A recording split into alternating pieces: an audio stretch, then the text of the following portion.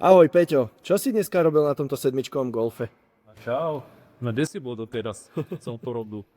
Si ich chýbal, no. Čo som robil? Ozvody som robil, pozri sa, ako vyzeralo. Pán ani nevedel, že mu to tečie, trošku mu unikala voda. Už to bolo celé takéto znútra dekel od vody. Je to krásne vidieť, hej.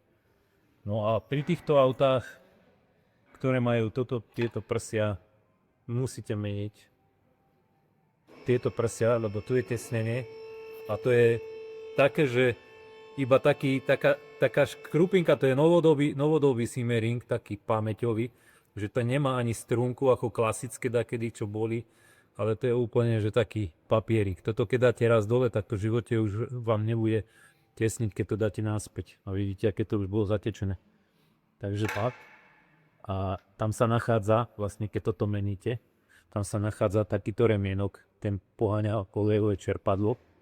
Takže aj tento sme vymenili v rámci rozvodov, rozvodový remeň a dráčkový remeň.